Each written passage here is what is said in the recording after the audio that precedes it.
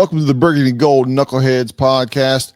As always, you know who's riding shotgun? It's my main man, Reggie. What's going on? What up? What up, Ken? How you doing, man? I'm doing good, man. We had another preseason game, and it's one step closer. In case you didn't know, we're 19 days away at this moment of recording this podcast from opening day. 19 days. I'm ready. I'm ready. I'm you know me. I hold my excitement back, but I'm starting to feel it, Reg. I'm starting to feel a little bit. Well, I was gonna say I'm one to kind of hold my excitement back as well, and 19 days still sound like a long ways off, man. I know compared to March to where we are now, we're very close, but 19 days still sound like a lot. But that being said, I'm trying to hold my excitement back. I'm just trying not to look at it. I just know we're getting closer, right? We're two preseason games in. There's typically three. We got one more on Saturday, and we have cut down. And then at that point, the team is preparing for Week 1 against the New York Giants, right? So I'm very excited. I'm very excited, but again, I'm trying not to look too far down the road because again, two and a half weeks still seems like a long ways off before we're watching some real NFL football. At least games that matter, right? And so, but I'm excited, man. I'm excited. Well, I got a question here. With the training camp and preseason, it's a long time, right? It's you're sitting there with the fans and watching everything and just chewing on every little bit of news and quote and everything that everybody says. And there used to be 4 games in preseason. Now it's 3. How do you get a short week in preseason? Right? Monday night. I mean, that's a super short week. You got Monday night, on the back end, you're a Monday night. On the other end, you're on a Saturday. What was Thursday not available for us? I mean, Well, you know, we all know the NFL is about money, right? And even in preseason, they want to highlight a game. They want to make it a Monday night game, and right? and it's look, man. At the end of the day, they're trying to stretch these games out to try to get the Thursday, Friday, Saturday, and then a Monday Yep. night game. And yet you still have to put an end to preseason games before teams start doing the required cut downs. And I think we just kind of got caught up in the mix. And the reality of it is the guys that are going to be playing on Saturday, many of them won't make the team, right? So Right. it's not that big of a deal for your starters and stuff Yeah. like Yeah. that. Not So not many. The starters that do play aren't going to be playing much, right? They play a series or two just to work them out, get them in sync and everything at a little bit higher speed than what is it at training camp. But yeah, they're not gonna see any extended time. And any starter that plays more than 2 series um, will be a very much of a surprise. I doubt any of our key starters will play. It may Yeah. be some guys who were starters and will be backups this season, a lot of the offensive linemen and things like that. But Right. Right. I can't imagine too many of our key guys are going to be playing on this game on Saturday Yeah. against the Ravens. Against the Ravens. Yeah. Yeah. I mean, the first round pick, offensive lineman, he might see a couple series, right? Just Connerly.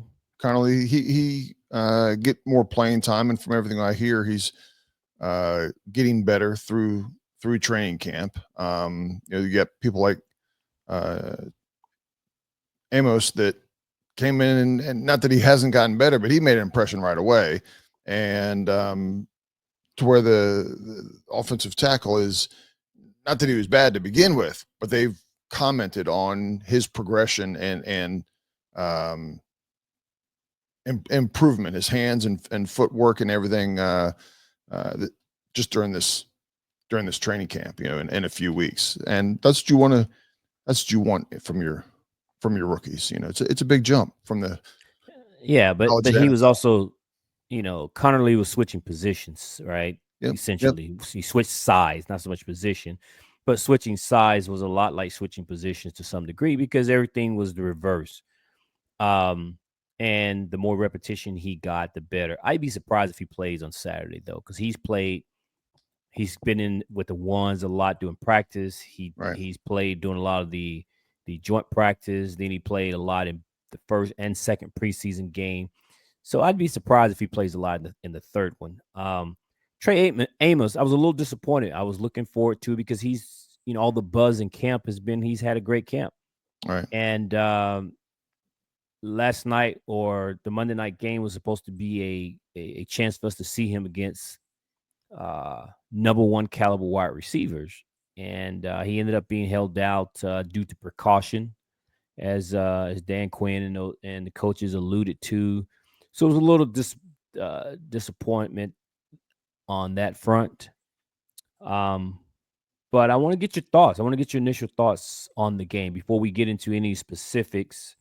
A la the defense specifically, or Right. cross scheme area. So forth and so on. But just kind of your overall thoughts of the game. Um. Overall, I mean, and I'm really going to talk about more so the first quarter, right, or the first series or two. The first series or two for Washington, had obviously Jaden only played one series, but even after he left, there was still for a series or two, there was still a decent amount of starters in there. Then they all left. And then defensively, how they looked, good or bad, against Cincinnati. And because Burrow played a lot, right? Burrow played until into the second quarter, didn't he? Correct. So, I mean, just real quick without going into details, offense and offensive line looked good. And I'll emphasis the offensive line did a really good job.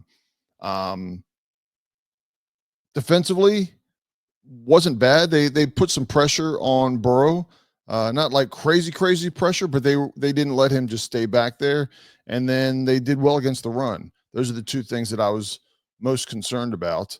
They got to stop the stupid penalties, right? The first touchdown that Cincinnati got was given to them by penalties. A fourth down jumping off sides, and then a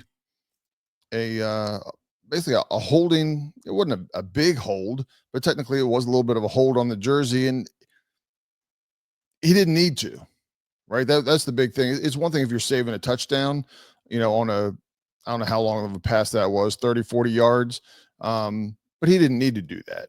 So, so don't, recognize the situation and where the ball, if you know where the ball is, then you just let the ball go because he didn't stand a chance of really catching it. Very, very little chance of catching that. Yeah, I mean you're right on the DB, but I mean he's out there having one of them oh crap moments, right? He's Sure. got one on one with arguably Chase. one of the top 2 or 3 receivers in the league, Jamar Yeah. Chase, and it's just me and you, and And he was right with him. I mean, to give him credit, he he did was. he did everything right, except he just But you and there, I have the advantage of a bird's eye view, right, sitting watching it on television and the camera angle and everything. He's got his back to the quarterback and he's running stride for stride. right, Don't know where the ball is, so I'm going to give the guy a little slack, man. You got to believe that he was probably a little bit nervous going against a guy like that, right? On Monday Night Football, you don't want to be part of the highlight reel right, right, against Chase, but it is nonetheless. That's what make the good ones good, is their ability to have their composure, I guess, in a moment against top receivers like that. Which is why I would have liked to have seen Trey Amos play a little bit. right, My overall reaction to this was what I would have liked to have seen in the first preseason game against New England. And what I mean by that is we looked better. We looked like we was there to play. We looked like we was there to matching the intensity. There was good tackling. We saw a little bit of run. regardless of what the score was, it looked like preseason, but we looked like we were working on stuff as well. In the Right. New England game, it was just terrible. It was 15, I think 15 penalties. We were missing tackles. The opening kickoff. I mean, it just looked like we were still at practice, and New England was playing a preseason game. Yeah. Drop And balls, multiple drop yeah, balls. Yeah. dropping balls, and so it was just an ugly performance, regardless of the score. And when I would, talked about it on social media, people were trying to remind me that it's preseason, and my point was, I don't care that it was preseason. I don't even care what the score was, but you still need to look like a professional operation. And so last night, same deal. We got blown out based on the score, but I could care less. I couldn't even tell you what the final score was. But what I did see was we were working on some things. We were able to run the ball. They was catching the ball. They was throwing the ball. Defense was able to make some stops. They were stopping the run. I mean, it was just things was showing up all over the field where it's like, okay, it's preseason. We didn't scheme for them, but looked like we were able to, we belonged on the field, if you will. And Right. that's all I wanted to see. And I was happy what we saw because again, there were still starters missing on both sides of the ball. And yet defensively, we were still able to do some things. And same on offense, we were able to do some things. And so I was happy to see what we saw on Monday Night Football. Yeah. And that's where I go back to, what I saw on the offensive line, right? The first drive that Jaden was in, he didn't throw a pass, right? It was all running. They ran for 74 yards, I think it was total, and picked up the touchdown. For the Hang on, were you nervous when Jaden took off no, running? No, I know you were. You're nervous on every play that he runs anytime during the season, but I imagine in preseason you're like, no, not in preseason. There's no need to do that. Look, man. I don't get nervous every time he runs, but I was nervous on that play because he ran right into the teeth of the defense. Right. If he's scrambles up the middle and then he beelines toward the sidelines, I'm okay with that, right? Yeah. But when you run straight down the middle of the field in the teeth of the defense and you got guys converging on you, at that point you're a runner and they can just hit you. Yeah, that makes me really nervous. But if he's rolling out to the left, to the right, or he steps in the pocket, runs a few yards, and then head to the sideline, that doesn't bother me. I mean, Jaden's pretty fast. He could probably outrun a couple guys, but that running up the middle, man, he's no running back, brother. And I mean, they talked about it on the broadcast. Troy and Joe talked about it when it came to Joe Burrow. Joe Burrow's running around out there like it was like he was trying to get the team in the playoffs. Right. Like they needed that win for the playoff. And it's like, man, you got to get down. Right. Or throw it away. You got to get down or Yeah. throw it away. But yeah, I was a little nervous as holding my breath a little bit as Jaden was running that ball. But he scored. So, hey, everybody celebrate. Well, we'll come around to talk about actually a couple people that didn't play last night. But three players that I saw, again, I want to mention the offensive line again. They played well. The three running backs that we know that we expect right now, potentially to be on the team, with that being Rodriguez, McNichols, and Krosky Merritt, they combined for 20 carries for 118 yards. Okay. Right. And BRob didn't play and Eckler didn't play. But those three guys are fighting for, I mean, everybody knows that Krosky Merritt is going to be on the team. Don't know about the other guys, if they're going to make it, if they're not going to make it, but they were all productive for the carries that they had. And so, again, the offensive line did a good job. The running backs took advantage of it and, picked up the yards that they needed to pick up. Washington overall, they had 30 runs for the day for 185 yards. I'll take that all day long. Mixing up. Quarterbacks had 6 of the runs, so the running backs had 24 runs. Nice day. Yeah, for sure. And you mentioned it, and we didn't touch on it, and that was the absence of Brian Robinson. Um, I guess it was confirmed, before the game that Brian Robinson has probably played his last snap for the Burgundy and Gold. The team has been shopping him. Apparently, this has kind of been a little bit ongoing, but they're shopping him, and there is potentially that he could be released. Right, Brian Robinson. Wow. I don't know that I didn't think that after this season the team would re-sign him because I don't think he's that dynamic back that they are looking for. Hmm. He's a bruiser. He's that big guy, that short yardage guy, and he can get you some tough yards. He just didn't have that breakaway speed, and I think the offense wants something a little bit different. However, I thought he would play this year, and they would probably not re-sign him. But for the fact that he may end up being cut, I don't think I saw that coming. Yeah. And He was your starter last year, right? he's practically been the starter since he's been in the league, since we Right. drafted him. Right. And again, not knowing, I should say not knowing that he was potentially not going to come back after this season, that didn't surprise me. But this surprises me a little bit. But it goes to show, man, that things are different. Things are different in Washington, and everyone was excited about Adam Peters. Everyone has been liking everything that Adam Peters is doing, but we've had now players, starters being cut, starters being released. Guys who were contributors being traded. The Jahan Dotsons of the world. Right. John Allen's being released, and then now you have a situation where you got contract holdouts, like Terry. I mean, this all of this is just things that we've not had a front row seat to in Washington, so to speak. Right. And we get attached to our players, right? We because we've not had a lot of great ones come through, and so when we get somebody that's halfway decent, we want to hold on to them, man. But these guys are always raising the floor. Yeah. And so you're gonna have guys that are just gonna not return or get moved, and that's part of doing business, I guess, in the NFL if you want to be championship caliber franchise. Yeah. And look, it's not like he was a Pro Bowler, right?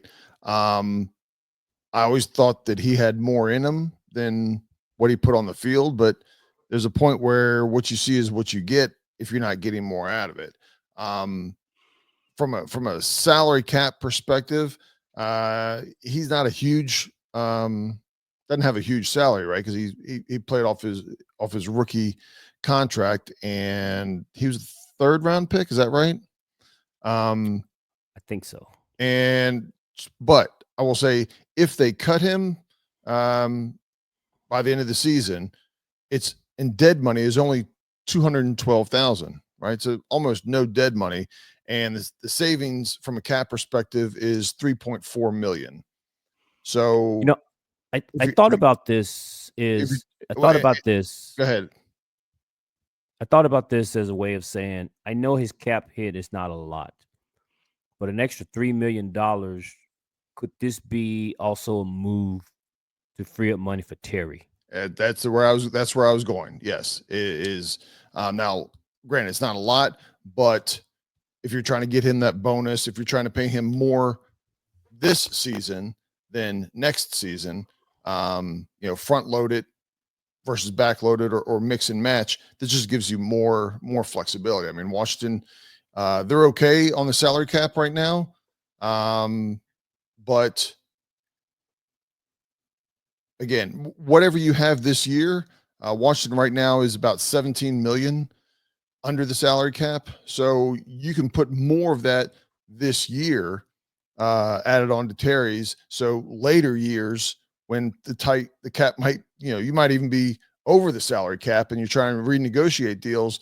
If you can give the 3 million to Brian that you get from BRob added to this 17 million that's there's 20 million, and not exactly that, right? Because you need money for other players and moves and things that you're doing, but it's $20 million that you can put towards a signing bonus. So that would go towards this year, and then your later years would be lower numbers. Yeah. Yeah. And again, depending how the contract is worked, Terry's salary may not count much against the cap this year anyway. It could be what's happening next year and beyond. But despite Brian Robinson's absence, the run game looked good. And the team was, based on the projected starting lineup that this team will have, it was essentially missing 3 starters on the offensive line, and yet they still did some good blocking for the running game, because Sam Cosmi was not there, Brandon Coleman was not there, and then Laramie Tunsil didn't play. And so again, 3 starters missing, run game looked pretty good. Now, as soon as they got out of the game, Krosky Merritt was not able to quite run through the big holes that were there in the first part of the game. We saw those holes closing up pretty quick. Right. So clearly, offensive line matters, right? Yes. There was no Terry, there was no Noah Brown out there. We did see Debo, and it was more of the same that we saw in San Francisco, jet sweep type thing. I don't know how I feel about that, to be honest. I mean, Debo has a history, an injury history. And part of what we had heard out of San Francisco is that he didn't like all the touches as a running back. He comes to Washington, and we know he's a versatile player. And the first play they run is a jet sweep out of the back. I can help but think like that's not what he kind of wanted to be here, Well, at least in San Francisco. And I know it can still be a weapon. Don't get me wrong, but it's one thing to do a wide receiver screen or have him do slants and those types of things. But coming out of the backfield was, again, part of his hang up with the San Francisco 49ers that was leading to apparently some of his injuries. Well, I think it depends on the play itself as well, right? I mean, a jet sweep, there's not a whole lot of difference between that and a screenplay. I mean, actually, the jet sweep gives you the opportunity to pull some offensive linemen and get out in front of you. So, it ends up being kind of like a screen, right? He uses his hard running, as well as some moves and cuts that he has that does so well. I mean, you watch him running, and he's not like, he doesn't look like he's crazy elusive, but somehow he always gets around somebody, right? He gets around, he always gets to that second level. And again, I think he just has that one step that, kind of a jab and left, jab and right, and the way he moves his body, thinks he's going one way, and he just cuts it, quick cut the other way. But I if you were telling me we put 2 or 3 where he's running draw plays or something up between the tackles, I don't think he wants anything to do with that. He wants to be able to use his speed in the open and have moves, and that's what that play, the jet sweep, lets him do. Well, I almost forgot this. I wanted to ask you on the Brian Robinson, just to kind of circle back real quick and close the loop on that. If they were to trade Brian Robinson, what do you think the draft capital Washington would be able to inherit based on a trade for him? 6th,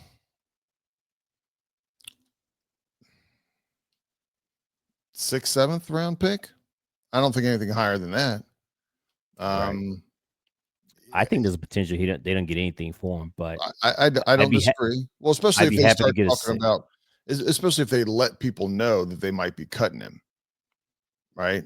And I don't know how long this has been going on. If they've been talking for a couple of weeks, well, a couple of weeks nobody bid on it, and so you weren't trying to get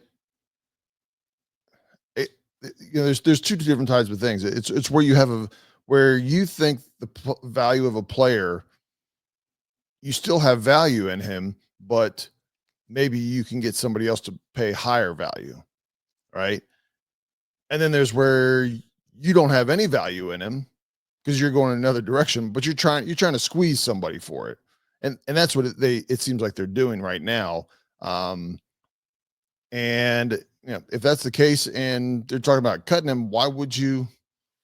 I wouldn't give up much, because all I'm going to do is get control of him versus him signing.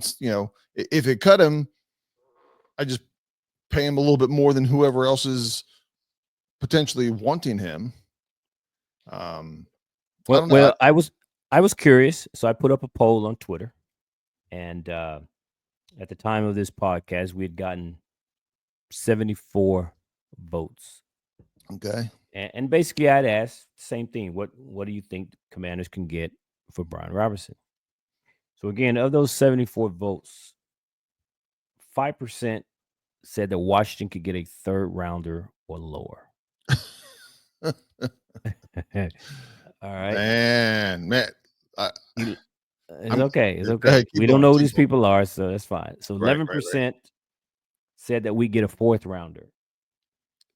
26% said that we get a fifth rounder.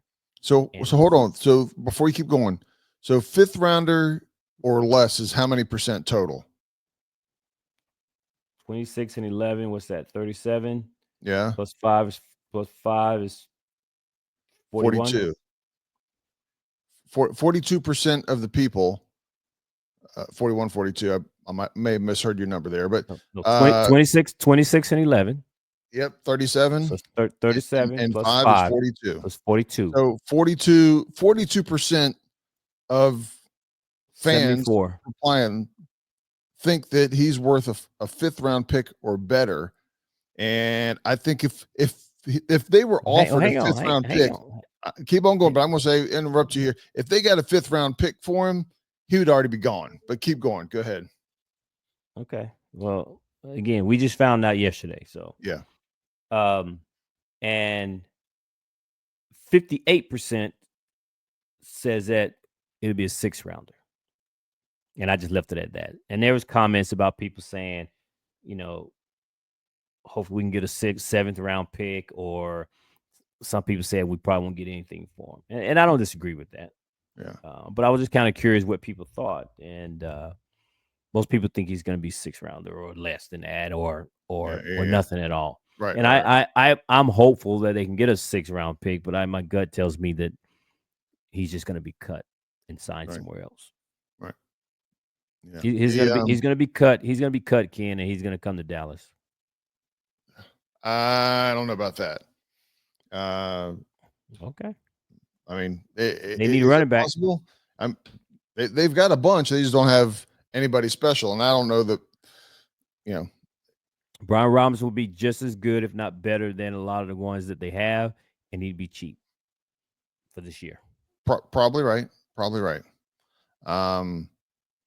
But we shall see. We shall see. Like I said, if somebody's giving you a fourth, fifth round pick, like some of those people voting, he would already be gone. Let me just state that for the record.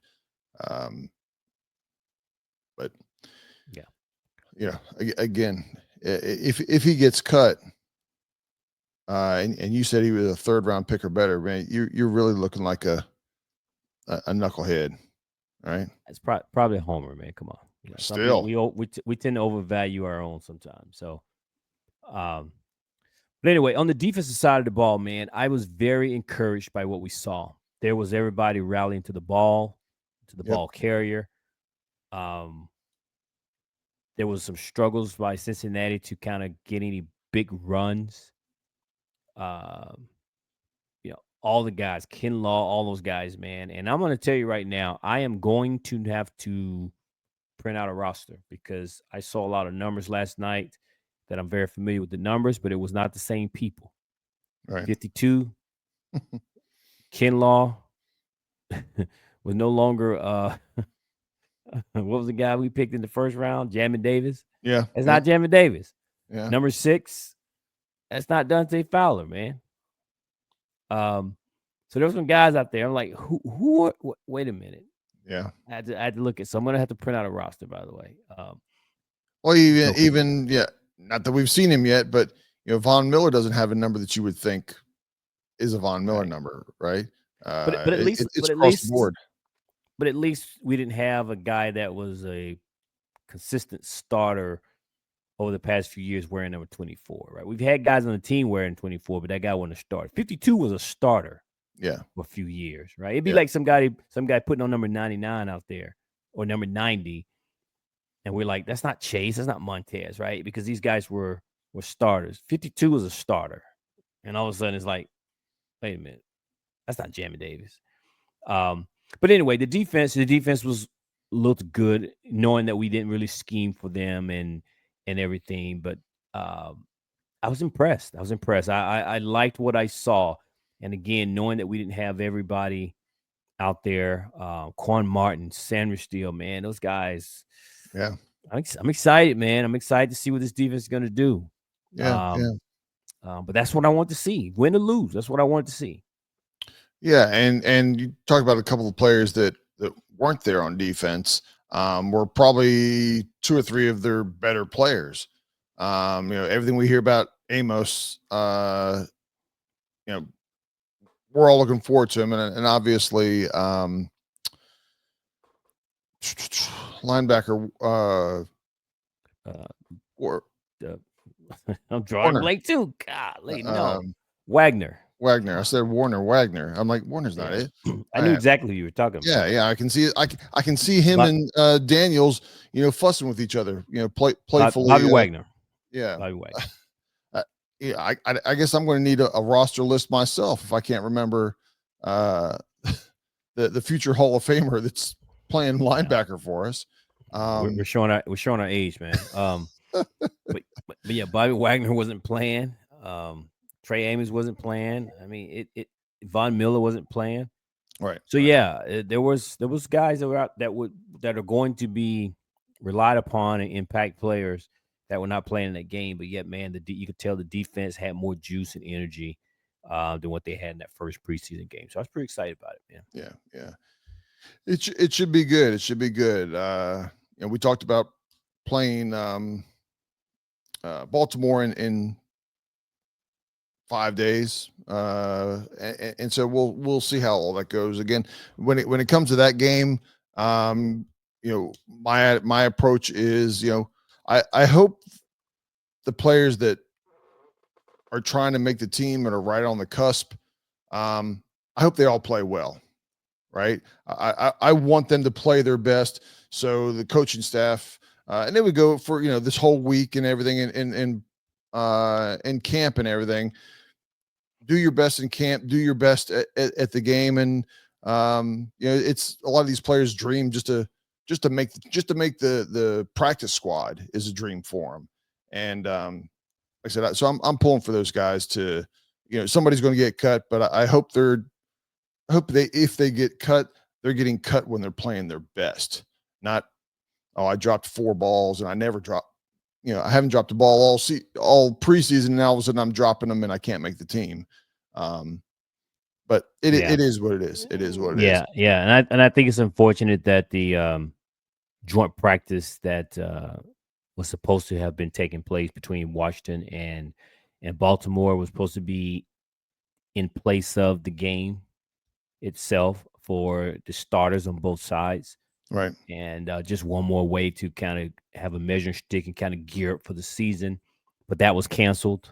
Apparently, they couldn't work the schedules out. I'm not sure why that was a problem, being that both teams will not play their starters on Saturday. So I don't know why they could not have had a. It sounded like that came from Baltimore more so than Washington. Correct. And it was the polite way to say our schedules, when I think they just, for whatever reason on their own, they decided not to do that practice. I understand. All the more reason why it doesn't make sense, because we played on Monday and they did not. And we both play on Saturday. So if there was going to be anyone to cancel, they would have been Washington. But yet it was Baltimore who changed it, and I don't know why they changed it. Scared. So they're scared. They're chicken. Let's go with that. But I don't know, man. I don't know. But anyway, it was good, man. It was good to see. They highlighted us on Monday Night Football. It was just a little bit of taste of how Washington is going to be spotlighted throughout the season with some Thursday night, Sunday night, Monday night primetime games and things of that nature. So it's going to be more the same. And it's good to see. It's good to see, man. I enjoyed it. It was good to just sit there and watch my team play, see some guys out there that I actually recognize, as opposed to the guys that are, third tier players and guys that, won't make the team. But it's good to see. Well, we barely touched on it just in a passing comment, but I'm going to ask for a prediction from you, Reggie. The prediction is how many more days until Terry signs? Well, my prediction is this, and I kind of believe this. I believe Terry will play this year because he's under contract, so he's gonna play. Right. But I don't think Terry signs an extension. I think Terry will play his contract on this last year of his deal. He will show up. He will be a professional because that just seems to be the kind of guy that he is based on everything that we've come to know. And I don't think I think this will be Terry's last season in Washington because they're not going to franchise him and pay him the 30 million. And I think Adam Peters has shown that he's willing to make the move, and I think they will let him walk, or maybe they'll franchise and trade him. I don't know. I don't know what they'll do, but maybe they'll work out a deal. But at the end of the day, I don't think Terry signs an extension. If I'm wrong, I'm wrong, and I hope they do re-sign him. I really do. But my gut tells me that Terry does not sign an extension. Yeah. But he plays. Right. I think he plays. I don't. At this point, I don't have, minimal, almost zero, close to zero concern on that. But and I've said all along here, my kind of breakover time what would be Sunday, Monday. So the 24th, 25th of him being there, signed, happy, practice, ramping up. That gives him 2 weeks roughly to get his body in shape, to get the timing down and just work. Terry's work ethic, nobody's ever questioned that. So he's going to be coming in and giving it 100%. I would love for him to sign and, everything be positive attitude coming into camp. Not that he can't, but when there's a difference of not knowing about your contract next year versus knowing that you're going to get paid, so we'll see. So you think he signs the extension? I think he signs an extension. Okay. I think before the Baltimore game, and if it's not within a day or two after the Baltimore game, then I have more concerns in line with you that he might not be back after this year. So we'll see. We'll see how this goes. It's interesting that this whole thing is interesting, man. And you know what? And neither one of us have anything to go off of other than our gut, right? Because we're not there. There's you don't hear either side say anything bad. You're starting to get a little bit of coaches. You had Kingsbury kind of talk about it just in passing. About but you say that though. You say we don't know anything, but we're picking up crumbs. Mm-hmm. And at this point, all the teams that were wanting to re-sign their guys, even that were holdouts and contracts, seem to have gotten it done. These types of deals that go late into the training camp and before the season tends to have some fallouts, some bad blood. Right. You look at Michael Parsons, the Cowboys. You look at Trey Henderson in Cincinnati, and then you look at us and Terry. And for a team that has said they appreciate and love Terry, and Terry wants to be here, and yet they still this late in the offseason can't get a deal done, tells you that there's more going on behind the scenes. Sure. And I don't know who's at fault. This is not about who's at fault. We're just talking about facts. And what facts is, they're not able to come to an agreement. And that tells me that they're further apart than I think people realize. And if Terry's going to hold out like he has at this point, I feel like he may be willing to bet on himself, man, like he has all his entire career, and say, hey, Right. listen, then we'll just call it good and I'll just play this out, hit free agency. Right. And if he hits free agency, I think he's gone. Yeah, because I mean, if he has another successful year, there's going to be somebody. I think what we're proving here, if we go to the scenario that he walks, it just reinforces that Adam Peters is not going to overpay. He hasn't yet. He, all of his deals last year and this year, he didn't overpay, right? Your Bobby Wagner's, your Zach Ertz, he got what would be considered a solid deal on these guys. He didn't give them peanuts. He just didn't overpay. Old regimes would look at somebody and say, "Oh, I got to get him." So what are you asking? Oh, okay. Well, we'll add another $2 or $3 million on top of that. Well, we were forced to do that because people didn't want to play for us. But the only player that people feel like, I don't feel this way, but the people feel like the Kinlaw contract was a overpay. But it still wasn't anything crazy, right? There was some criticism, but it wasn't anything crazy. But crazy. what you're calling crazy is the 30, 40, $50 million a year deals. Well, he's not that kind of a player, but people felt like they could have gotten a guy and paid less to do what they're asking him to do. So just based on value, people felt they overpaid for him, and they got what, 3 years, 15 million. So he's got like a $40 million contract. I mean, right. They paid him a lot of money.